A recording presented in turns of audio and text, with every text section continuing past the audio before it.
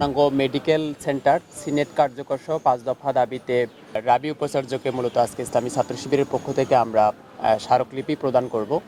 তো আমাদের সুস্পষ্ট যে দাবি, প্রথম দাবি হচ্ছে যে শতভাগ আবাসিকতা নিশ্চিত করতে সুস্পষ্ট রোডম্যাপ প্রণয়ন করতে হবে। তো আমরা ইতিমধ্যে শুনেছি যে গত অর্থ বাজেটে এটি সবুজ পাতায় এটি সংযুক্ত হয়েছে।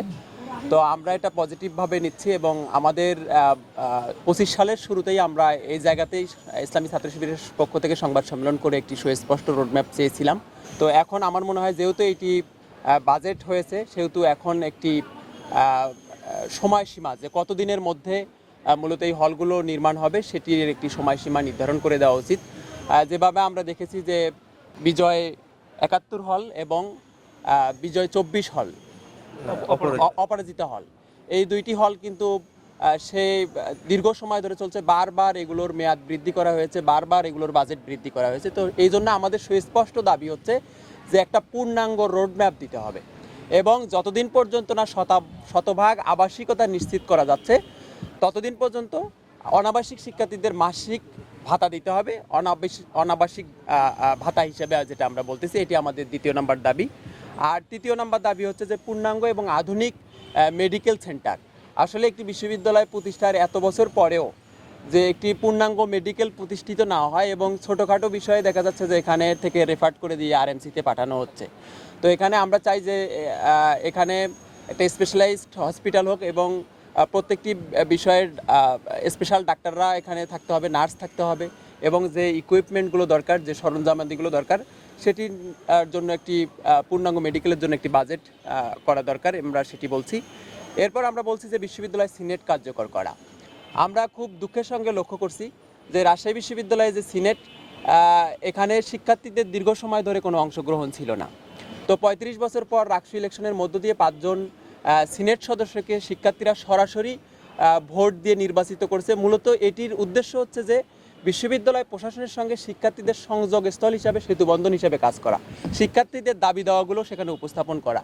কিন্তু একটি বিশ্ববিদ্যালয়ের মূল স্টেক বিশ্ববিদ্যালয়ের শিক্ষার্থীরা, কিন্তু শিক্ষার্থীদের কোনো প্রতিনিধি ছাড়াই সিনেট অধিবেশনগুলো হচ্ছে এবং সেখানে কিন্তু পাশ হচ্ছে। আমরা বলতে চাই যে দ্রুত সময়ের মধ্যে সিনেট কার্যকর করতে হবে এবং সিনেটের মিটিং আহত করতে হবে। সেখানে ছাত্রদের প্রতিনিধিরা, নির্বাচিত প্রতিনিধিরা অংশগ্রহণ করবে এবং সেখানে শিক্ষার্থীদের যে মৌলিক দাবি দেওয়াগুলো আছে, শিক্ষা গবেষণা খাতে বৃদ্ধি, এরপর হচ্ছে যে খাবারে ভর্তুকি ডাইনিং ক্যান্টিনে, এরপর হচ্ছে যে পূর্ণাঙ্গ মেডিকেল সেন্টার সহ সকল বিষয়গুলো যেন শিক্ষার্থীরা সেখানে উপস্থাপন করতে পারে, এজন্য অবিলম্বে আমরা সিনেট কার্যকর করার জন্য আহ্বান জানাচ্ছি। পরবর্তী আমাদের ৫ নম্বর যে দাবি, পরবর্তী রাকসু নির্বাচনের তফসিল ঘোষণা। আপনারা জানেন যে ইতিমধ্যে রাকসুর প্রায় ১০ মাস অতিবাহিত হচ্ছে। তো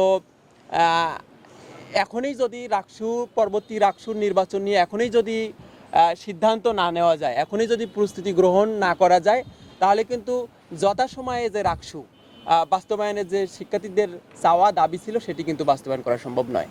এবং এজন্য আমরা চাই যে এখনই বিশ্ববিদ্যালয় প্রশাসন কার্যকর পদক্ষেপ গ্রহণ করুক, এখনই সিদ্ধান্ত নিক এবং তার আলোকে যথাসময়ে তফসিল দেওয়ার মধ্য দিয়ে যেন আমরা যথাসময়ে রাকসু নির্বাচন বিশ্ববিদ্যালয় প্রশাসন আয়োজন করতে পারে এবং আমরা শিক্ষার্থীরা যেন প্রতি বছর রাকসু পাই, এটি নিশ্চিত করতে হবে। এবং এটি নিশ্চিত করার জন্য আমরা বলছি যে একাডেমিক ক্যালেন্ডারে রাকসু নির্বাচনকে অন্তর্ভুক্ত করার জন্য আমরা দাবি জানাচ্ছি।